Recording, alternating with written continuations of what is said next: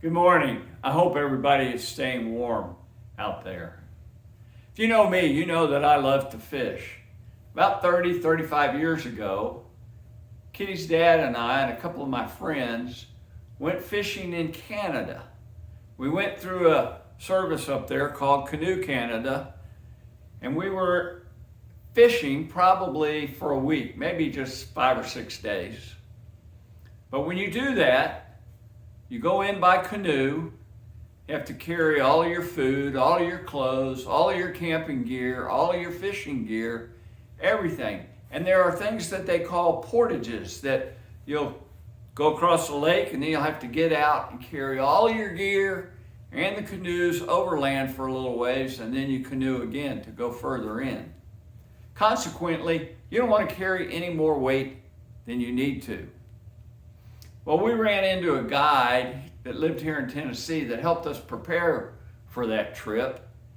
And he told us that all we needed to carry was 2 fishing rods, in case one broke, and a bunch of spinner baits. He said the bass just go crazy over spinner baits.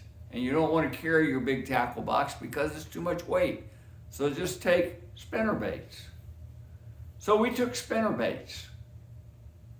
And we cast for a day and a half with spinner baits.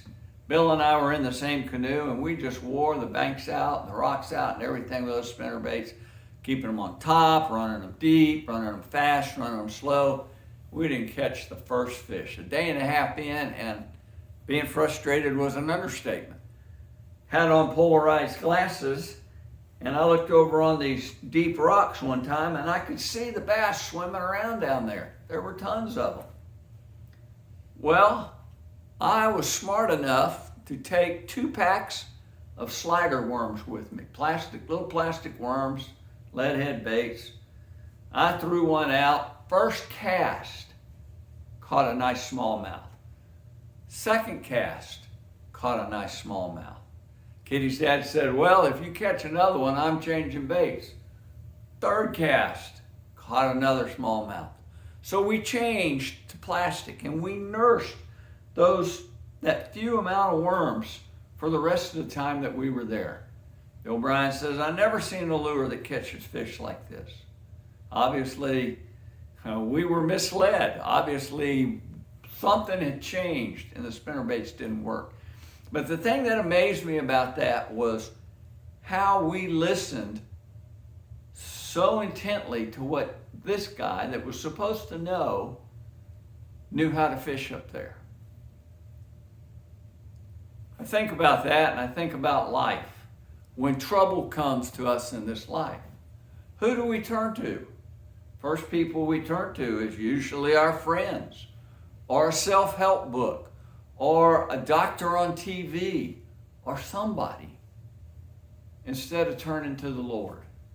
I want to read this morning from James chapter 5. I'm going to begin in verse 13.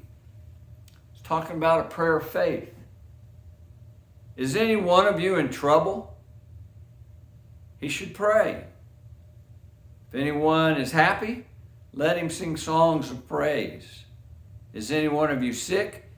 He should call the elders of the church to pray over him and anoint him with oil in the name of the Lord. And the prayer offered in faith will make the sick person well. The Lord will raise him up. If he has sinned, he will be forgiven. Therefore, confess your sins to each other and pray for each other so that you may be healed. The prayer of a righteous man is powerful and effective.